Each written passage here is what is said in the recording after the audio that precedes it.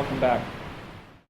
We're going to continue on now with conservation of energy and using Reynolds transport theorem applied to this. But before we get there, let's go and review. We'd already talked a bit about energy before when we were doing Bernoulli's equations, and we talked about energy grade lines and hydraulic grade lines. So let's go back a few weeks to our Euler's equation.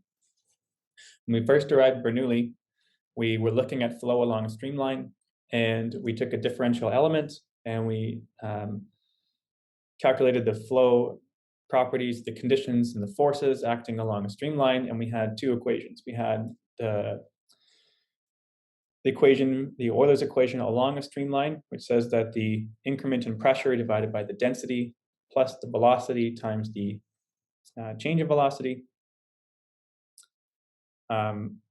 plus gravity times dz would be equal to 0, and then normal to the acceleration, we had this equation. We didn't really use the normal to the streamline equation. We mostly focused on along the streamline because that's the equation that we used for Bernoulli's equation. So these are Euler's differential equations of motion, and they apply only in the streamline S direction and normal to the streamline direction of a steady flow of an inviscid fluid particle, which means that there's no friction.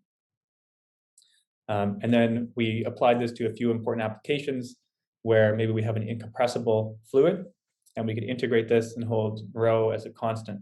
So if the fluid is compressible, these equations will hold, and our integration would include density as a function of pressure. But if we have a constant steady flow incompressible fluid, then we could integrate, and we got Bernoulli's equation, which was P divided by rho plus the velocity squared divided by 2 plus gravity, acceleration due to gravity times the elevation of that fluid particle is always constant. So that we could use this to compare the pressure, velocity, and elevation of two different points along a streamline to solve for some unknown pressure or velocity of flow. This was particularly useful in pipe flow equations. When we're talking about pipe flow, there were some things that we could discuss. And these were the energy and hydraulic grade lines. So we kind of quickly touched on those before, but let's go back to what that was. So if we want to analyze the flow within a system of pipes or channels, the terms of the Bernoulli's equation are often represented graphically. So let's first write Bernoulli's equation in terms of our pressure heads. So if we rearrange these terms so they all have units of meters, so units of length, then we have all of our terms in terms of our pressure head. So each of the terms have a name. We have our velocity head, which is the pressure associated with the velocity. We have pressure head, which is our static pressure, and we have elevation head, which is just the height of the fluid. And the combination we talked about before of the pressure head and the elevation head, we called our hydraulic head. And if we add all these together, this is our total head. So the plot of the total head measured from an arbitrary fixed selection datum, selected datum point, is called the energy grade line. And if we think about the concept of Bernoulli's equation, the sum of these three terms is constant. So that means if we have a flow that doesn't have any losses, so it's frictionless, it's inviscid, then that is constant. So the energy grade line along a streamline is also constant. For design of pipe systems or channels, it's often written in terms of the hydraulic grade line. So that's just the pressure head and elevation head terms. And we would plot that alongside our energy grade line to do an analysis on some pipe flow design. So all we need to take away from this is that the total head from Bernoulli's equations is called our energy grade line, and the components of our total head, that is our pressure head and elevation head. So just think our total head minus the velocity head would give us our hydraulic grade line. So what does this look like? Well, here we have a diagram that shows at the top some fluid flow that's increasing in elevation. We have a change in area, and we're measuring our pitot tube at the center line of the stream. Would be calculating our total head, which is our energy grade line. And if we have our static pitot tube or a static pressure tap that is at the edge of the flow, that is calculating or measuring our static pressure and our elevation head along the center line. And it does not have the velocity component because of the no slip condition along the walls of our tube. We have zero velocity. So if we have a pressure tap that's at the edge of our flow, the piezometer will just read our hydraulic grade line. And if we have a pitot tube in the middle of our flow, because it's capturing the velocity at the center line, that will be our total head. And this must be constant. So you can see that the energy grade line in green at the top is constant, and at the bottom it's also constant. So this follows Bernoulli's equation. The only thing that changes is our hydraulic grade line, and the hydraulic grade line changes as a function of our elevation and our velocity. Or actually, sorry, rather just as a function of our velocity. The velocity is the only difference between the hydraulic grade line and the energy grade line. So as the velocity decreases, then the difference between the two also decreases. So as our fluid flow slows down, our hydraulic grade line approaches our energy grade line. And as our velocity increases, we can see at the bottom, we now have a narrower section of pipe at point 2.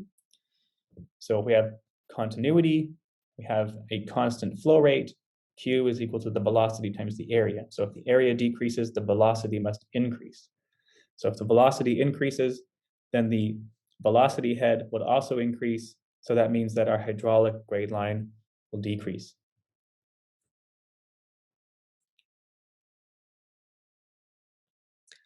So that's a quick recap of the energy grade lines and hydraulic grade lines with Bernoulli's equations, assuming that we have no losses. So now let's introduce something called the energy equation. So up until this point, we've considered only ideal flow. We did touch on frictional losses along long sections of pipe, so we're going to kind of revisit that now. But we can also apply the same concepts to losses due to valves, pumps, heat exchangers, etc. So before we do any of that, let's answer the question, what is energy? So like when we looked at our system before for our conservation of mass and conservation of momentum equations, at any instant, the total energy of the fluid system consists of 3 parts. There could be kinetic energy, which is the energy of motion. There could be gravitational potential energy, which is just energy, potential energy due to the elevation of the particles. If they were to change their elevation, that would be energy added to the system if that elevation change was to go downwards. And they also have internal energy. And internal energy, a measurement of internal energy could be temperature. And it just refers to the vibrational and microscopic motion of the molecules that compose that fluid. So you have 3 types of energy: kinetic, gravitational, and internal energy. And here is just a diagram of a system where we have water entering, we have water entering down here at the bottom. So in red, we have fluid going in. A pump is putting work into our system, and that is going into a boiler. And the boiler is adding thermal energy, so increasing the internal energy of the fluid. And it is going up somewhere else. And as it exits, maybe this is a gas boiling, and that gas that's expanding and leaving out the top of our system is turning a turbine, and that's doing useful work. So we can use the energy equation and Euler's equations to determine what is the work done on the system and what are some features of this flow. What are the characteristics of this flow? So the total of those energies, kinetic, gravitational, and internal energy, is capital E, and that's an extensive property, which we talked about before. It depends on the total mass of the system.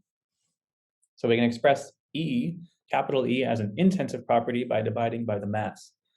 So we can get the unit energy, or the energy per unit mass, is lowercase e. If we rearrange Bernoulli's equation so that the terms now have units of energy, we have E is equal to 1/2 v squared, which is our kinetic.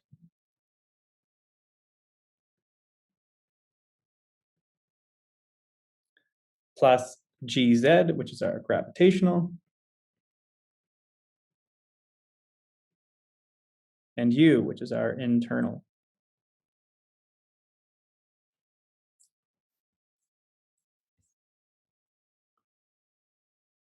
So our internal energy is related to the pressure of our system and also the temperature. But if we were looking at this purely from a flow perspective, the energy of fluid flow, this would be related to our pressure.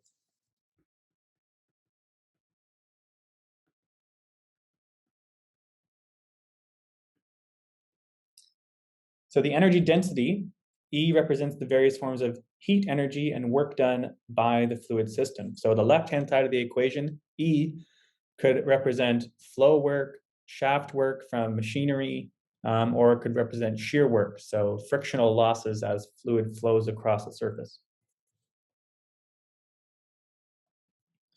So this brings us to our conservation of energy equation. Conservation of energy literally comes from the first law of thermodynamics. So when we had conservation of mass, conservation of momentum, we use Newton's law of motion. And when we're looking at conservation of energy, we're going to use our first law of thermodynamics, which is the conservation of energy for a system. So this conservation of energy says that the time rate at which heat is added or transferred into the system, which is Q dot in, plus the rate of work added to the system, which is W dot in, is equal to the time rate of change of total energy within the system. So this is our first law of thermodynamics. Thermodynamics. So this is our system.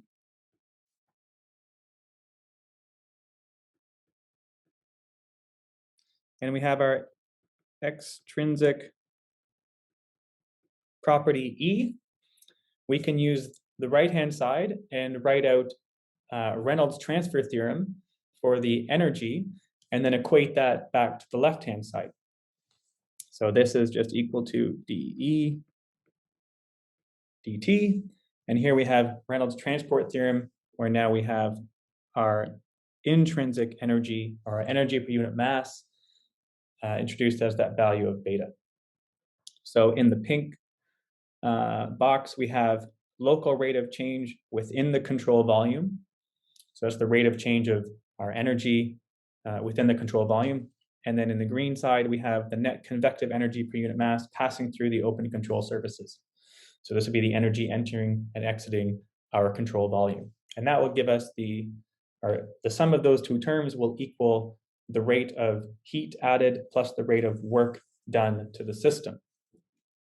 So this becomes our conservation of energy equation using Reynolds transport theorem. So now let's look at this equation if we have steady flow. So the local change within the control volume is 0 if we have steady flow. So we can substitute the equation for E as, here's our Reynolds transport equation. If we have E from above, from Bernoulli, is equal to 1/2 V squared plus Gz plus U, let's substitute that in here and here. If we have steady flow, the first term is going to go to 0.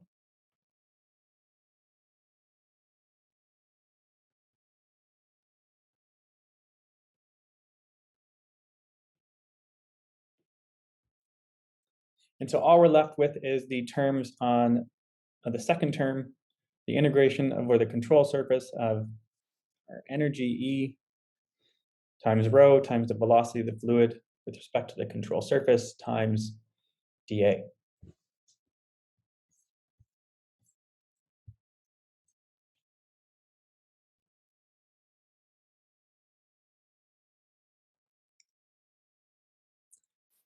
So conservation of energy.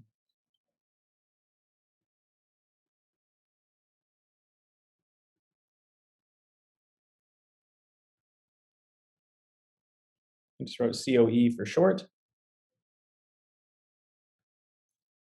So the time rate of change, let's look at, before we go too far ahead of ourselves, we have our equation. We understand what's going on this side. This is no different than our other analysis. We're getting good at the right-hand side now. What are these terms?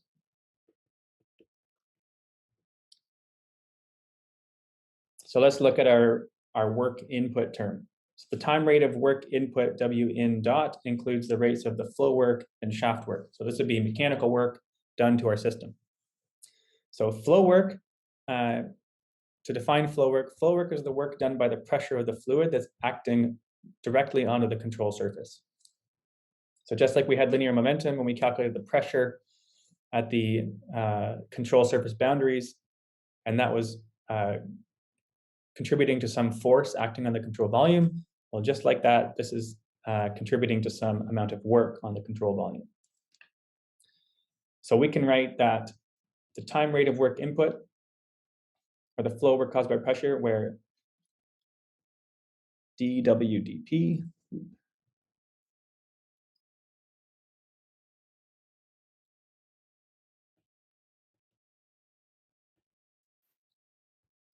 is equal to rho times dA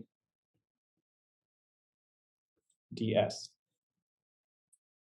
So the time rate of change of the work of pressure is equal to the pressure, sorry, that looks like rho is equal to the pressure times the area will be a force times ds. This ds is some displacement as that fluid flows. So the increment in work is equal to the pressure times the area, so force times distance. Work is equal to force times distance. So if we take the time rate of change of this, we get dt, and we have dt. So we can write this as the negative of the pressure times ds dt times dA of the control surface. And we write this in the same form as our RTT equation.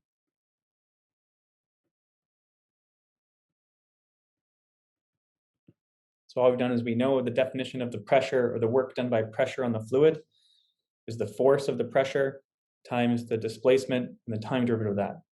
If we have a constant cross-sectional area at the control surface, that's not changing. So the only thing that's changing with respect to time is that displacement ds. So that's why we have ds dt right here.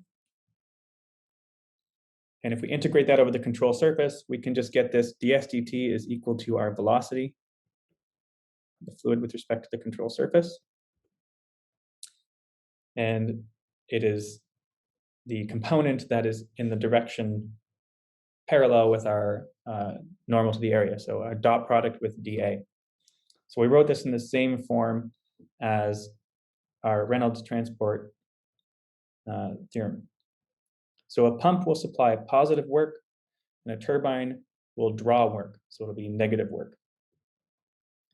So the total rate of work input is going to be equal to the flow work due to the pressures. Let's do this in a different color.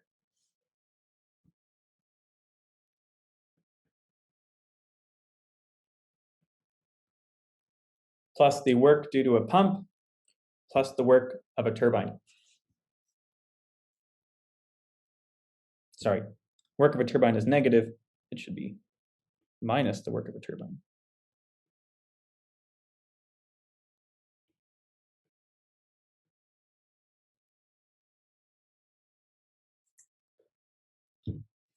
So the work into our system, the rate of work done to our fluid system is negative of the flow work, or our flow work term, which is negative the integral over the control surface of the pressure times the velocity times dA, plus the work done by any pump to our system, minus the work taken away by some turbine or some device that's withdrawing power from our system.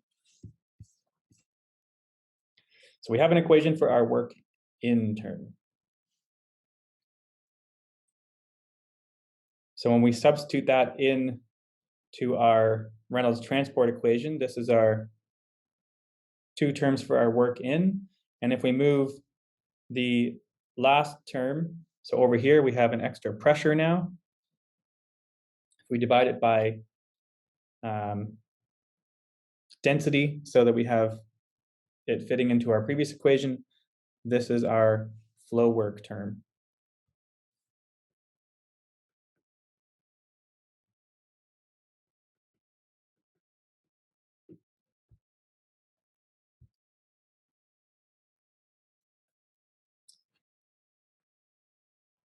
So to solve this, we must, the integration must be carried out over the outlets and inlets, or the outs and ins of our control surface. If we assume the flow is uniform and one-dimensional, like we've been doing so far, we can use average velocities. And we can also assume the pressure P and elevation Z are constant over any opening. So for this control surface, because we're only considering the movement across some inlet or outlet, the Z terms can go away, and our Z and our pressure are constant. And conservation of mass is another tool we can use, which shows that the mass flow rate through the inlets and outlets for our control volume, if we have steady flow, must be equal. So our mass flow rate is equal to our rho times our velocity in times the area in times rho out plus velocity out plus area out. And that's for all of our outlets. So we think about this system here. So if we consider this, so our pressure is constant, our Z is constant, we have our velocity ins, our velocity out, and our U in and U out. We can integrate over the control surface, the inlets and outlets. And we get this equation here. So this is what our equation looks like after we integrate just across all of the inlets and outlets.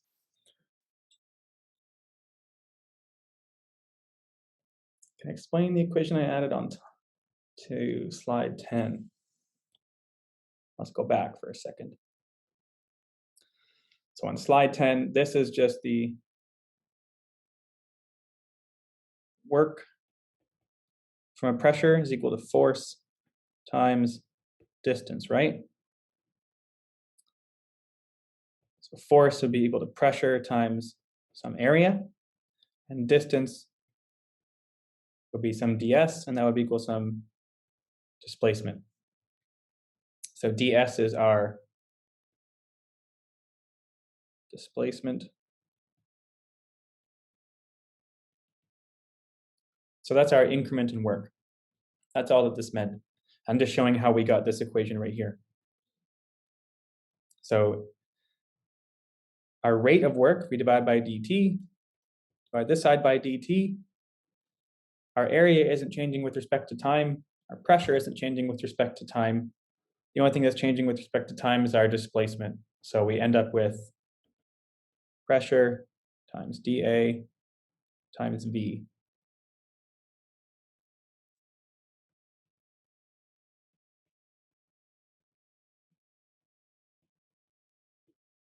The velocity. Yeah, it's a lot. It's a lot going on all at once, so that's okay. Slow me down if it's too quick. I'm trying to see if I can keep us on track for covering the material.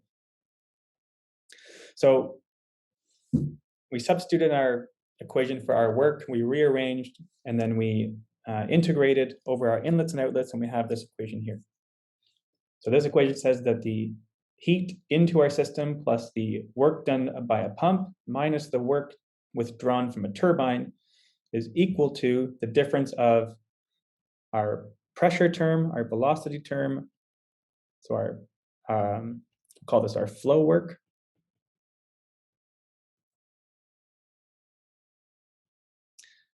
our kinetic energy, our gravitational energy,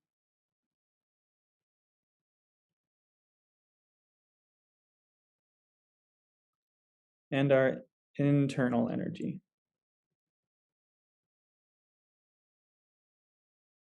Internal energy is sometimes referred to as enthalpy, and we'll get to that in a minute. So it's equal to the difference of the flow work, kinetic energy, gravitational energy, and internal energy flowing in minus the flow work, kinetic energy, gravitational energy, and internal energy flowing out, all times the mass flow rate. So this is our energy equation for one-dimensional steady flow, and it applies to both compressible and incompressible fluids, because we notice that our density in and our density out aren't necessarily the same. They could be different. So if we had a flow that was incompressible, so it could be compressible because these are different. If we had incompressible, that would mean that our density in is equal to our density out. We could simplify this a little bit more. And we could essentially write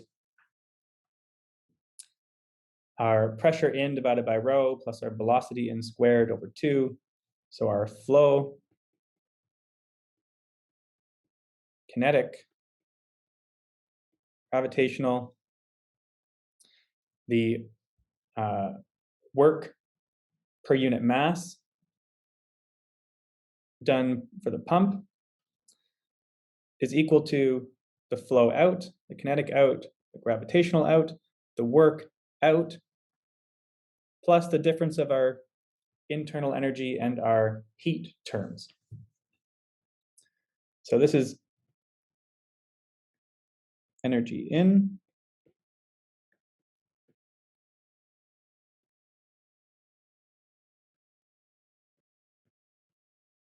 energy out.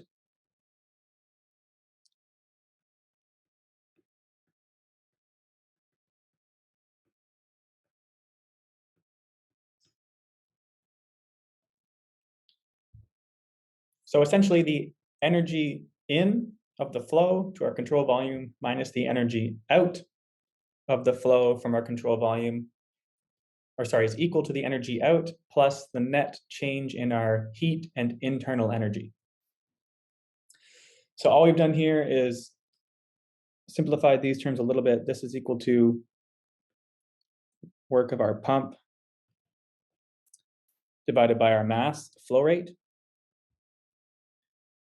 So we just took both sides divided by our mass flow rate.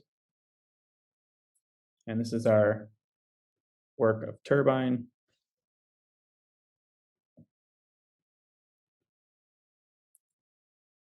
divided by our mass flow rate. So we can get rid of that mass flow rate term. And this is just work per unit mass performed by the pump. And the term Qin at the end is just heat energy per unit mass. So we all have everything now in terms of per unit mass of our fluid. And if we have everything per unit mass, that means we can write this nicely in terms of our pressure heads. So let's look at this a little bit further. The viscous effects of the fluid will produce turbulence, and this will increase the fluid's thermal or internal energy. So i.e. that difference in internal energy, U out minus U in, because of friction, that's always going to be greater than 0. We're never going to have a system where that's equal to 0 or less than 0. If we had it equal to 0, that would be a frictionless system, and that's impossible to achieve. There's always some energy loss, and that will increase the system's internal energy. So this friction loss is normally much greater than the heat gain. So therefore, we can represent just the last term as friction loss. So we can take all of that U in minus U out plus Q in is just equal approximately to our friction loss. So we can say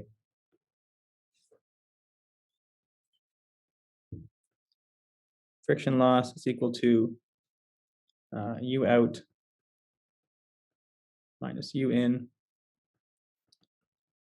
plus Q in. It's plus Q in, right? Well, minus Q in.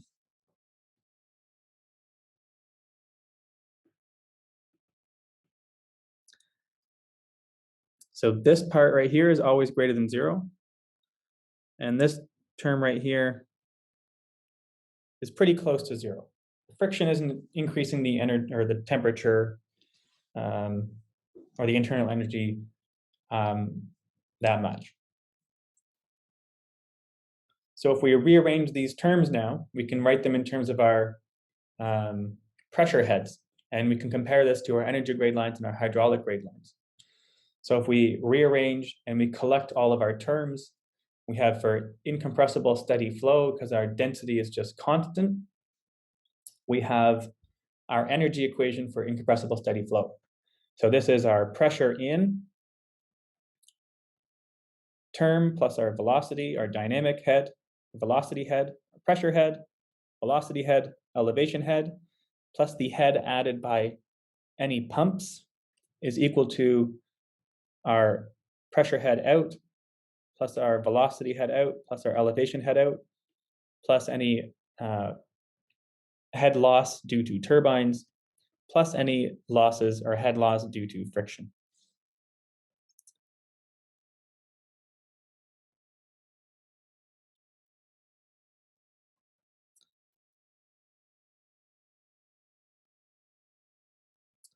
So that was for incompressible flow.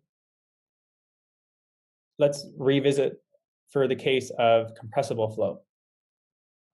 For compressible gas flow, we can express the energy of the gas as a sum of its internal energy and the energy created by pressure. So this combination of fluid energy is called enthalpy. So H here is enthalpy, and it's not the pressure head. So this term here is enthalpy. And have you guys taken your first thermodynamics course yet? Is enthalpy a new term, or are we familiar with the term enthalpy?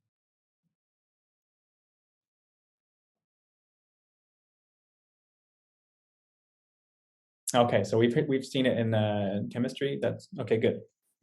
So our enthalpy here is equal to the pressure divided by the density of the fluid plus our internal energy. So if we use this in our equation, we can simplify from the equation for our energy equation before. We assumed we had incompressible fluid. Go back to that original equation, and all we have is H out is just equal to P out over rho out plus U out. So we had two terms before, and now we just have one term, and we'll call that our enthalpy term. Because when we're dealing with compressible flow, it's more often you'll hear about the enthalpy of a unit volume of mass versus the pressure, density, and internal energy. So typically we'll deal with enthalpy. Whew, okay. We have covered a lot very quickly, as the chat has noted, which I agree. So let's recap for a second. Here's a summary of what we've done. We have the energy equation for a 1D incompressible steady viscous flow, which is this equation right here. So we have the pressure in divided by specific weight gamma, plus the velocity head, plus the elevation head, plus the head added due to any sort of pumps. So everything going into our system, which is going to be increasing that pressure head, is equal to the pressure head out, the velocity head out, and the elevation head out, plus any head loss due to a turbine or work leaving the system, plus any head loss due to friction.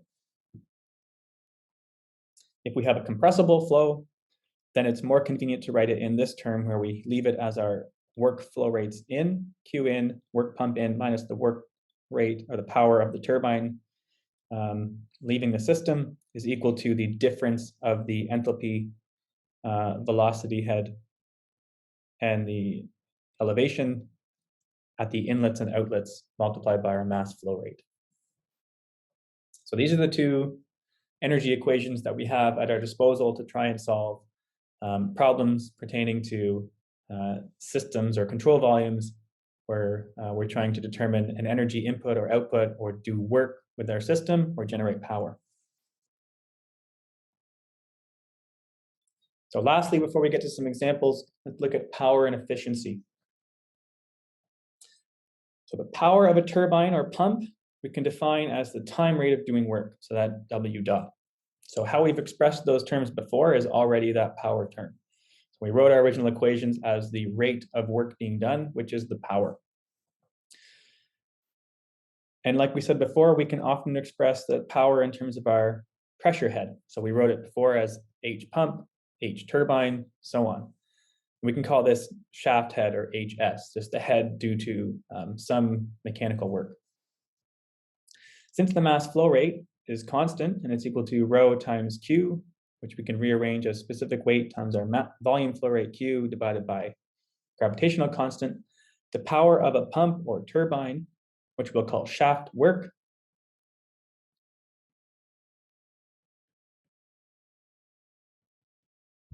is equal to the mass flow rate times gravity times the head.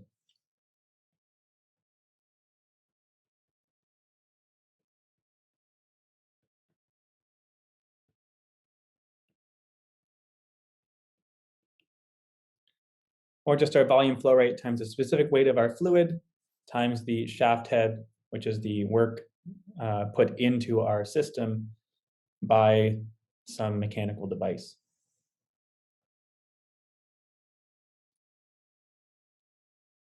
So we have our definition of power.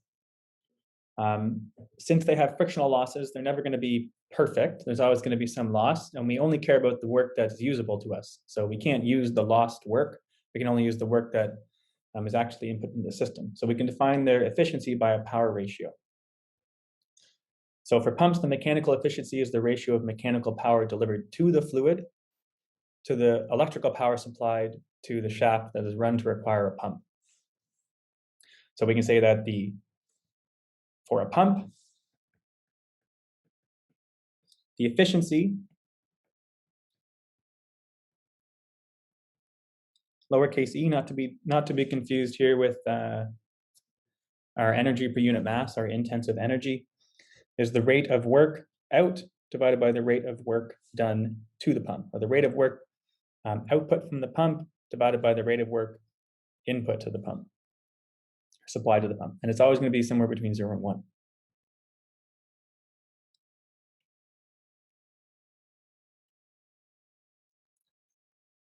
And I think this is the last slide before we have an example. Yes, it is. So we have some equations for compressible and incompressible flows in terms of our heads or rates of work being done by pumps. We have a way to calculate efficiency of pumps, turbines that are doing mechanical work to the system or taking kinetic energy out of the system and generating power. This is all assuming that we have a uniform velocity profile. So our derivation so far assumed that that was the case. However, when we have fluid flows, often we have a fully developed flow, which means that our boundary layers have met in the middle of our pipes and we have some velocity profile. And here is just an example of a velocity profile for a laminar flow. And below is a velocity profile for a turbulent flow. We're going to talk about the difference between those next week. So instead of going through all this analysis again and integrating over a velocity profile, what we can just do is use a workaround, which is our kinetic energy coefficient. So if we know information about that velocity profile, we can calculate our kinetic energy coefficient alpha using this equation here, which essentially basically says some coefficient alpha times the mass flow rate times the velocity squared is going to be equal to the integral over the control surface of that velocity squared times density times the velocity of our flow rate. So we're finding what is the coefficient that makes an average velocity equal to the integrated velocity and mass flow rate. So in other words, all the equations we've used a v squared term, we can just rewrite them as alpha times v squared if we know what our velocity profile looks like. So for example, if the velocity profile through a circular pipe is a paraboloid, alpha is just equal to 2. And if our flow is turbulent, because our flow rate is more or less constant, turbulent flow tend to be more desirable because it is more similar to a constant flow or a fluid flow profile that's constant, and our alpha is more or less equal to 1. So laminar flows tend to form paraboloids, and turbulent flows tend to form constant flow profiles. So given this, if we have information about our flow profile, we can apply this kinetic energy coefficient, and this will account for any errors from our calculations before for a varying velocity profile. So let's look at some examples and apply some of these cases we've talked about. So in this first example, we have a turbine, and it's used in a small hydroelectric plant. And it says if the discharge through the 0.3 meter diameter draft tube at B is 1.7 meters cubed per second, determine the amount of power that is transferred from the water to the turbine blades. The frictional head loss through the penstock turbine and draft tube is 4 meters.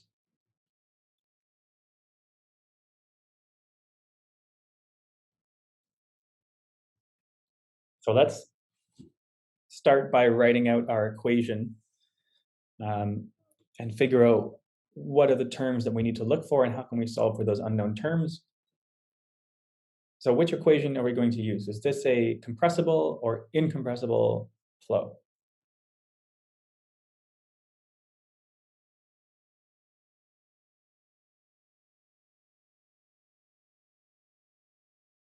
Right, incompressible. We have water as our fluid. It's a liquid. Liquids are incompressible, or we can model them as incompressible.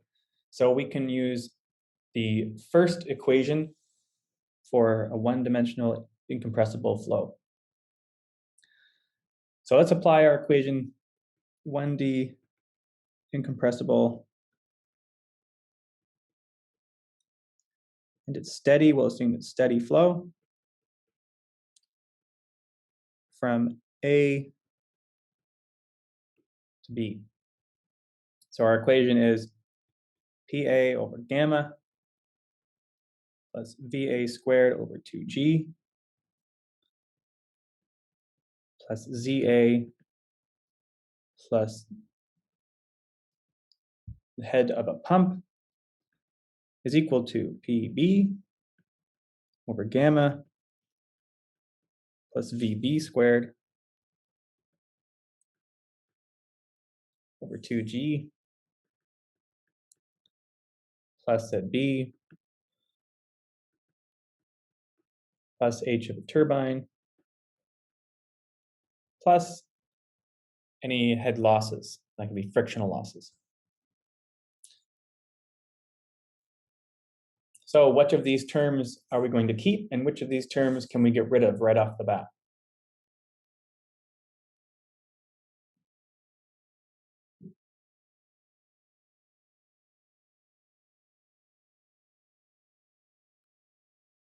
There's no pump.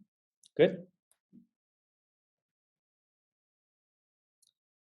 Our pressure at A and B, yeah, they're both exposed to the atmosphere. So we can have this in terms of our gauge pressure heads. So our PA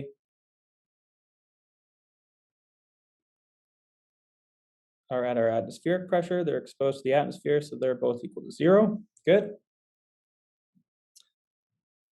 Our velocity at A, yeah, we're assuming that the reservoir is just a holding tank of fluid. It's not flowing at that point, so our velocity at A is 0. Good.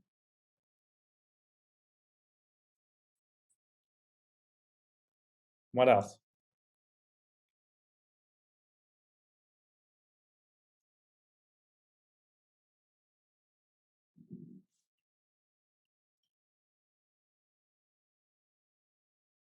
Right, so the datum here is written right there, and it's convenient if we put the datum at one of the points of our analysis. So in this case, we put our datum at point B, then the elevation at point B is also 0. So all we're left with, ZA is equal to VB squared over 2G plus the head of the turbine plus any head losses.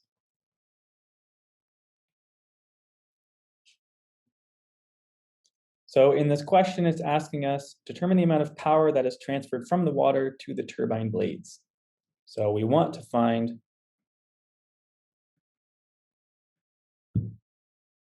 this term. We find the head of our turbine, we can figure out the power removed, or the power that the turbine can extract. So H turbine is going to be equal to ZA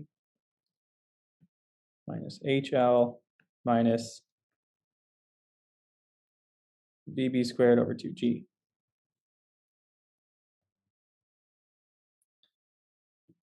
So what is our elevation at A? It has 60 meters. Our head losses, it says in the question, frictional head loss through the penstock and turbine and draft tube. So all of that combined through the entire control volume from A to B is 4 meters, so minus 4 meters. And the last term is our velocity squared over 2G. So what is our velocity? We don't have our velocity, but we have our volume flow rate. And we have our area of the shaft. So we can take, yes, Q divided by A. So minus Q, so 1.7. Our area is pi times 0.15 squared. All of this squared is our velocity at B, divided by 2 times 9.81. So punch this into our calculators, should get 26.52 meters. So this is the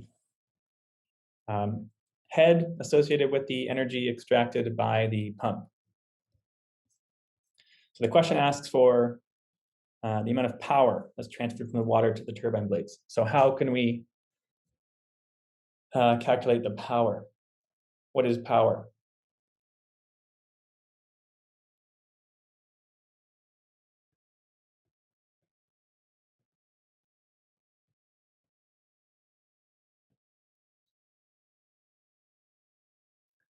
Yeah, power is our work done over time, so our rate of work. And it's a pump working in reverse. We're taking energy out of water as opposed to pumping energy in. So we can write our work is shaft work. So power is the rate of shaft work being done, which we wrote was equal to, what did we write that was equal to? M dot GHS, or Q gamma times HS.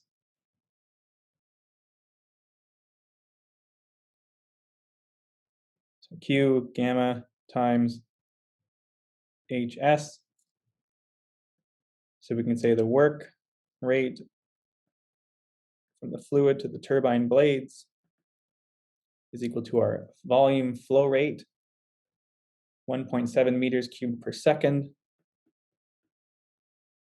Our specific weight is rho times G.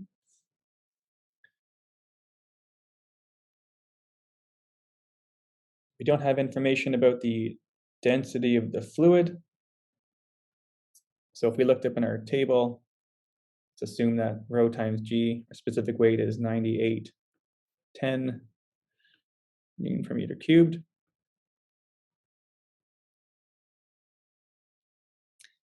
And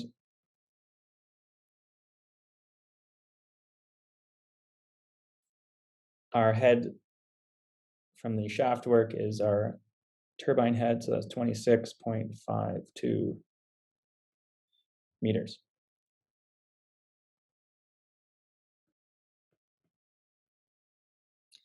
So if we do this, our power is 442 kilowatts.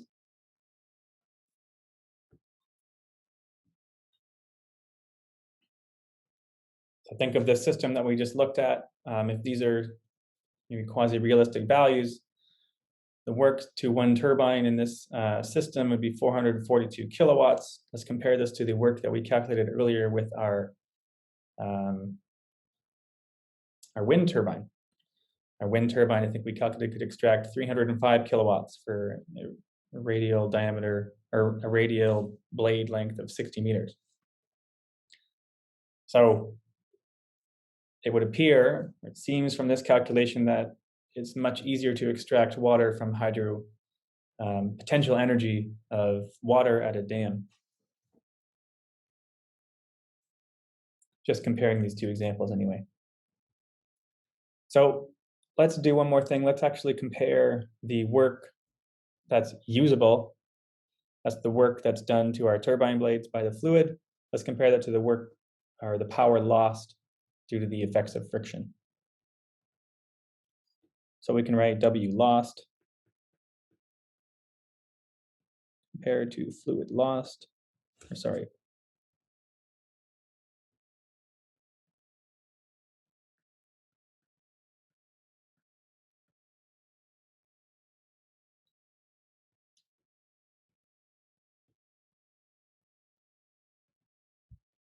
Q times gamma times HL, so we have 1.7 times 98, 10. Our head loss due to friction through all of our flow devices is 4 meters, so we get 66.7 kilowatts. So quite a bit of energy is just lost.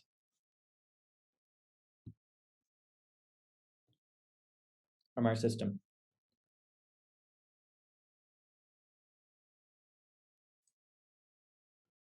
Are there any questions about this example?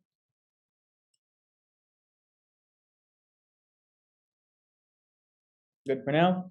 All right, let's move on to the next one.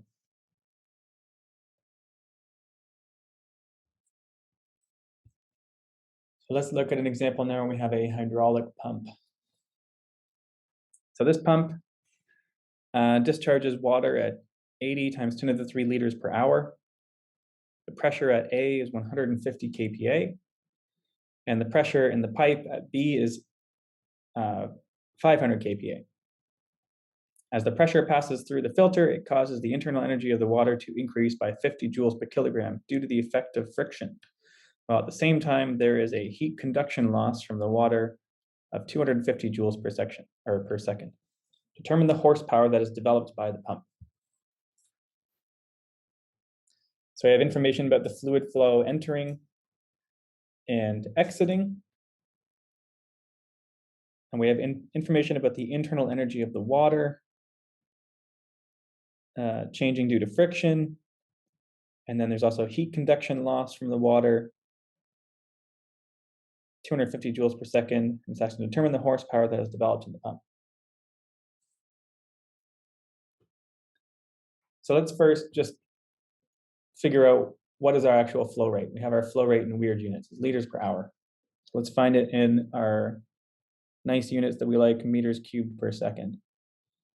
So we can write Q. We do some unit conversions here. We have 80 times 10 to the 3 liters per hour. And we want to get this in terms of meters cubed per second. So there are 1,000 centimeters cubed per 1 liter. So that would get rid of our liters units. So now we have centimeters cubed per hour. There is 1 meter cubed for every 1 million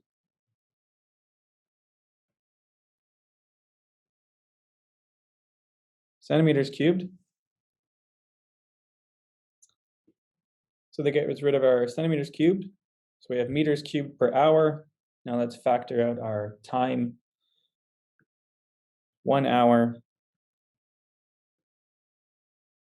is equal to 3,600 seconds. So we can get rid of our hour units. So we have 80 times 10 to the 3 times 1,000 divided by a million. So that's just divided by 1,000 divided by 3,600. So 80, 10 to the 3 divided by 3.6 million would give us 0.0222, continuing meters cubed per second. So this is our volume flow rate in units that we like. Let's write out some other information we know. We know pressure at A is equal to 150 kPa. Pressure at B is equal to 500 kPa. That's right. The density of our fluid, it's liquid, it's water. Let's assume it's 1,000 kilograms per meter cubed. So what about these last terms? What is this internal energy stuff? So the internal energy of the water increases by 50 joules per kilogram due to the effect of friction. So what term are we going to write for that?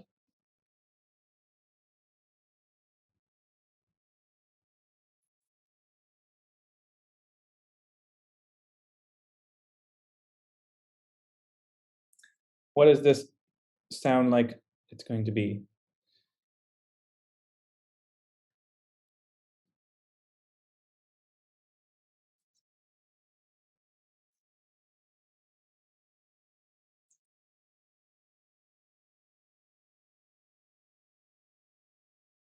The internal energy of the water increases by 50 joules per kilogram. Right, so this will be an energy density term. This will be an internal energy term, so it's going to be one of our U's. So let's write out our equation and see which U value it's going to be.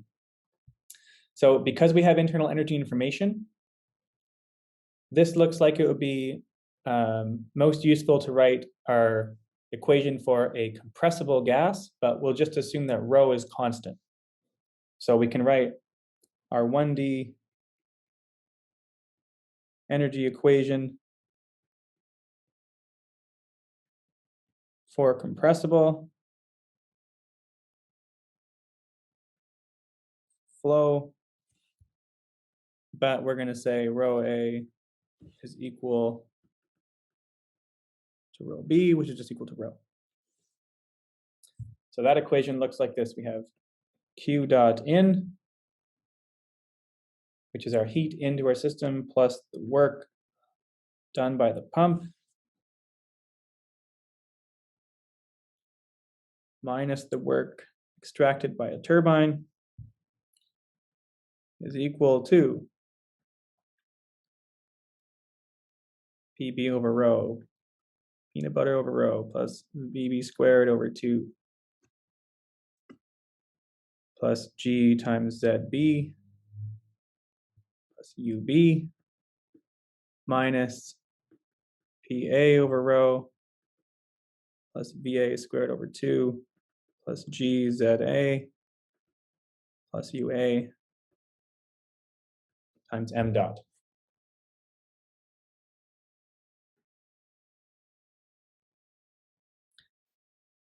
So this is our energy equation. The only difference is we wrote it for compressible flow because we like that form of the equation better because we have information about internal energy terms here.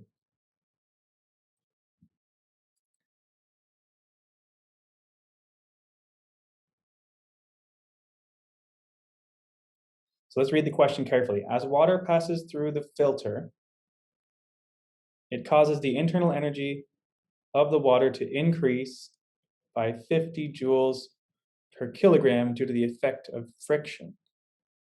So which of these U terms will be associated with that 50 joules per kilogram? Will it be the internal energy of the fluid flowing in or the internal energy of the fluid flowing out?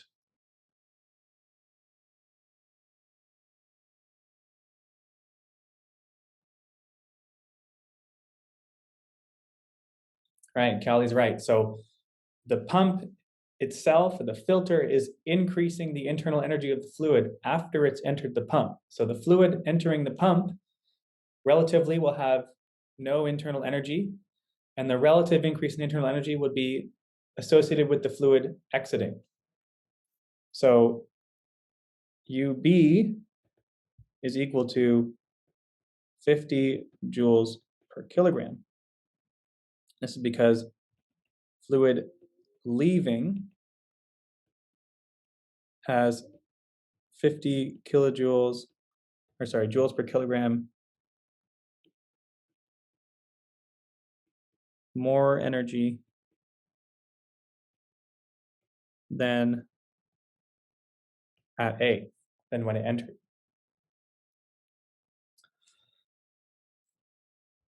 So all the other terms make sense. We don't have a turbine, so we can get rid of this.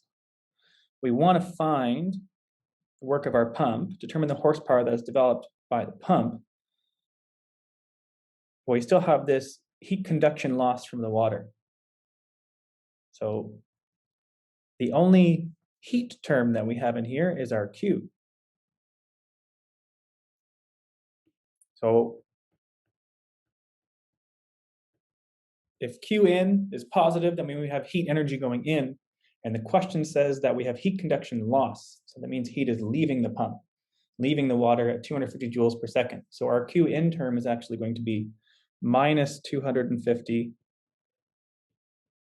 joules per second. And that's because we have heat loss.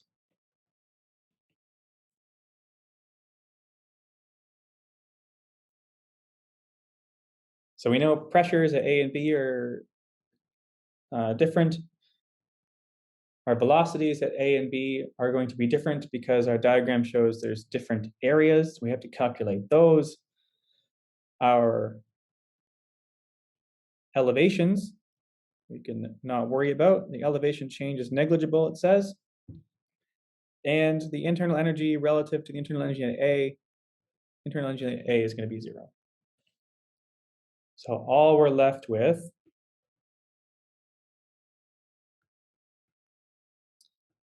the work of our pump is going to be equal to our mass flow rate times PB over rho plus VB squared over 2 plus UB minus PA over rho plus VA squared over 2 minus Q in. So we know pressure at A, we know pressure at B, we know our volume flow rate, and we know information about the diameters. At A is 150 millimeters, diameter at B is 50 millimeters. So we can calculate the velocities at A and B, and then we have all the information we need to figure out what is the power of the pump, which is W dot. So our velocity at A is equal to Q divided by the area at A, which is 0.0222, 0.022, and it's 150 millimeters. So pi times 0.15 squared over 4. Velocity at A is 1.258 meters per second.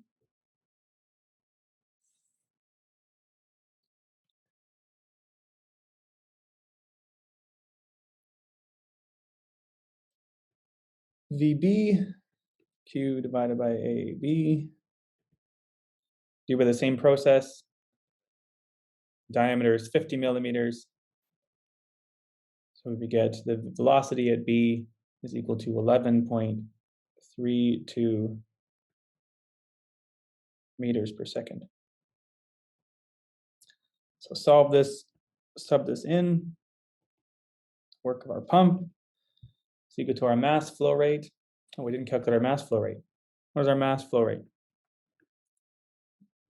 What's the equation for our mass flow rate?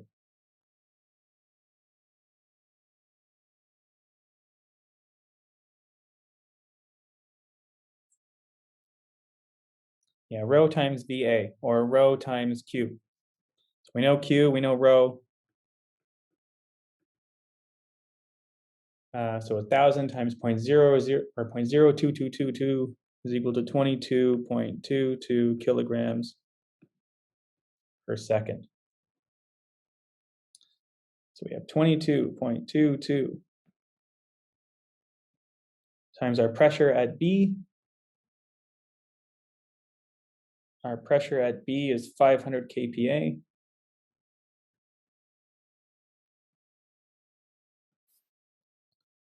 Divided by rho, 1,000, plus our velocity at B squared, 11.32 squared over 2 plus UB, which is 50 joules per kilogram. Units are good there. Minus pressure at A. Pressure at A is 150 kPa.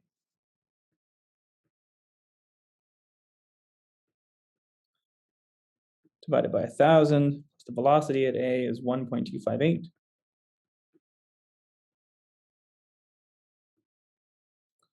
Over 2. No more terms over there. Minus our Q in is minus 250. So minus negative 250. And we solve this, should get 10.5 kilowatts. We would get our answer in watts, 10.54 times 10 to the 3. So let's say 10.54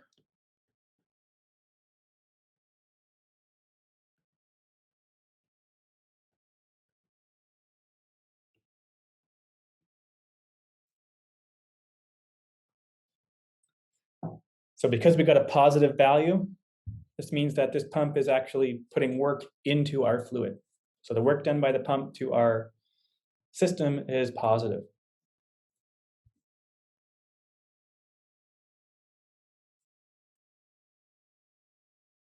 All right, we got 12 minutes. Let's see if we can do another example.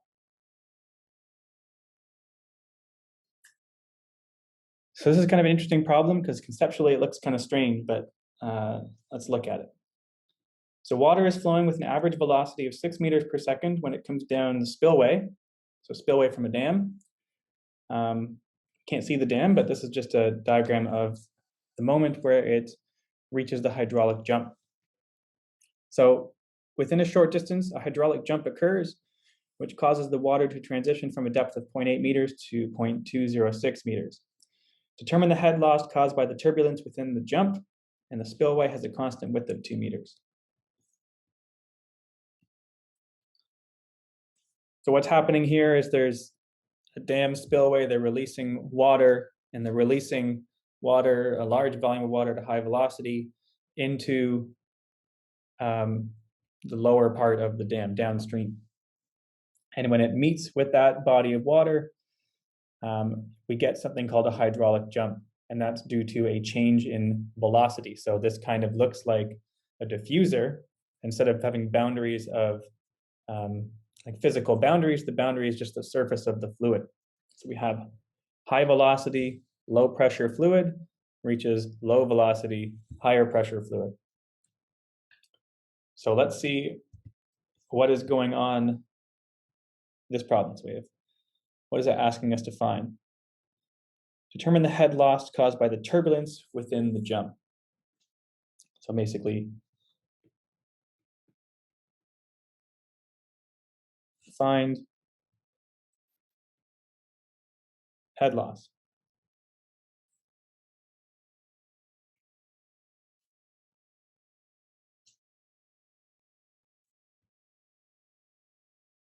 So we have steady flow that occurs before and after the jump, and we can assume that the water is incompressible. So assume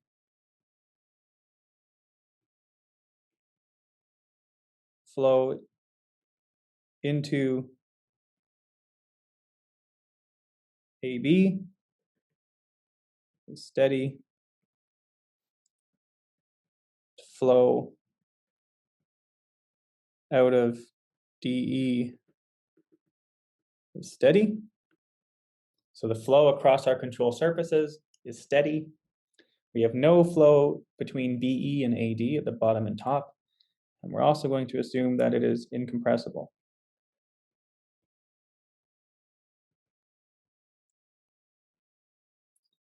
So in real life, this might have a lot of mixing with air and bubbles form, which would change the effective density of our fluid in that region. But we're assuming that at the boundaries, our fluid is steady and incompressible, so we can conduct this analysis. The nice thing about the control volume is we don't really care what's going on too much inside. As long as the flow is steady, we only really care about the properties of the fluid entering and exiting our control volume. So let's do a conservation of mass equation so we can figure out what is the velocity at the exit. If it's steady flow, that means the flow rate in is going to equal the flow rate out. We know the dimensions, so we can figure out what the velocity at the outlet is.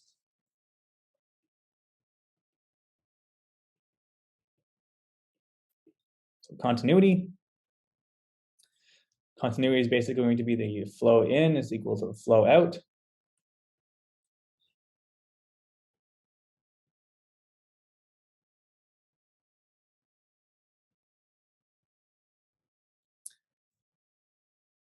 So we have the flow at AB is going to be equal to 1,000 kilograms per meter cubed, density of water, times 6 meters per second, 0.8 meters times 2 meters. I'm not going to have enough space.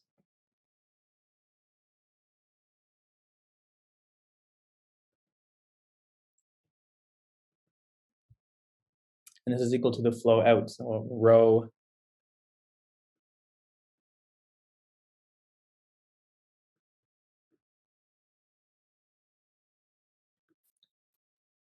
times the velocity out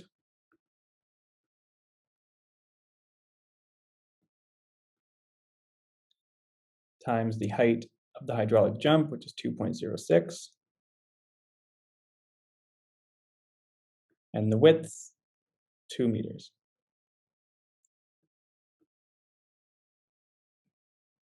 So this is just equal to rho B A. So if we solve this, our velocity out is equal to 2.3301 meters per second.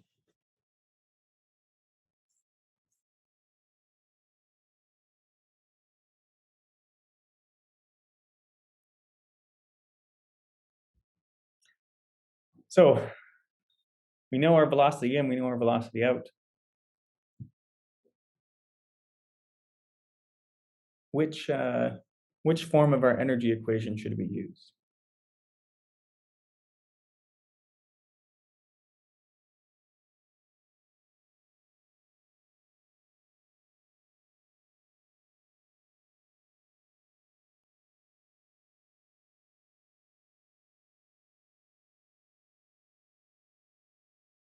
Yeah, incompressible flow with our head losses. We're looking for this head loss term, so let's write it in this nice term that we know. So we have energy equation.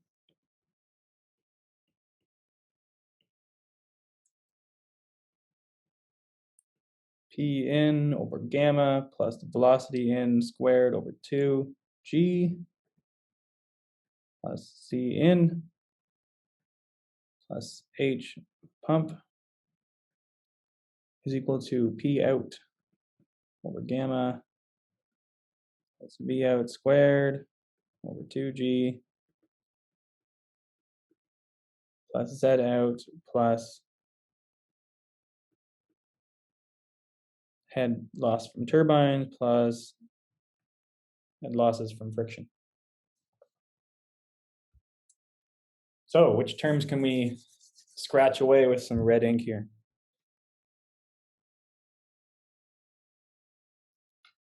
Yeah, we have no turbine, we have no pump.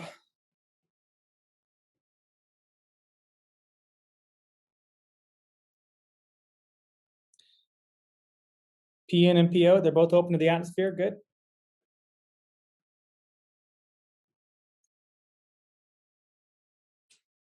So we're left with velocity in and velocity out. Those are both non-zero. and we have some Z in and Z out information. So in this case, our flow elevation would be determined by a fluid particle that is, I guess we could say, traveling along the surface of that fluid. So from point A to point B. So here is our particle up here, and it's moving along.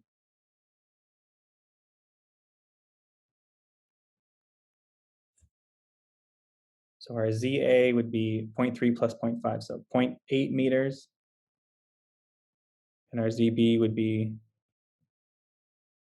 sorry, Z in and Z out.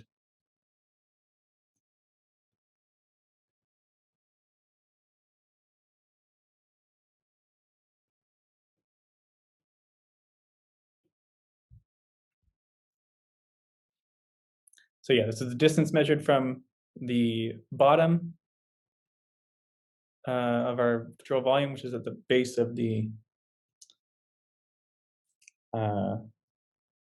body of water, to the surface of the body of water.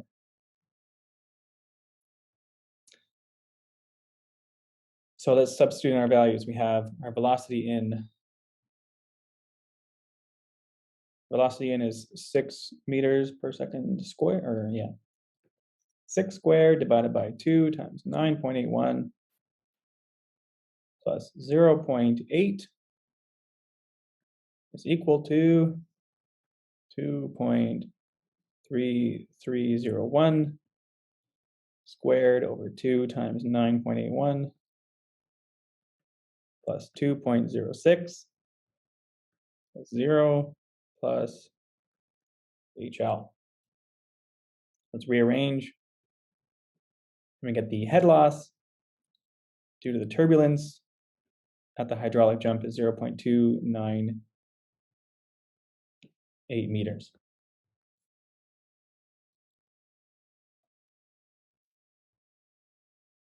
Let's make that look more like an L.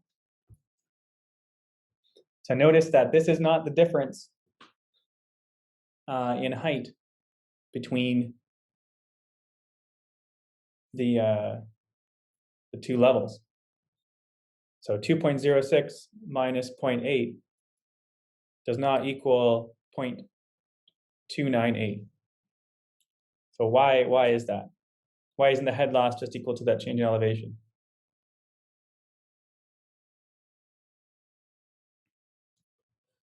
Right, if the head loss was equal just to the change in elevation, that would not be including any information about the velocity of the fluid. That would just be the change in our pressure head due to change in elevation. But the fluid has some velocity before and some velocity after.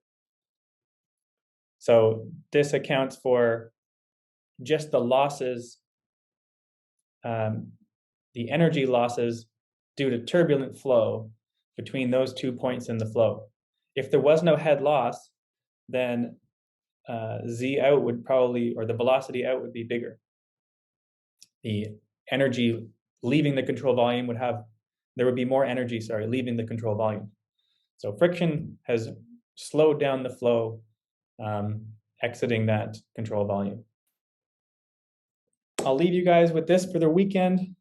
And I like this quote. Every morning you have two choices: continue to sleep with your dreams or wake up and chase them. I'm not sure who the correct author is for this, so I left it as anonymous. So I'll see you guys next lecture. Enjoy your weekend. 1 week of class left. Keep it going. Keep up with the grind and get some rest.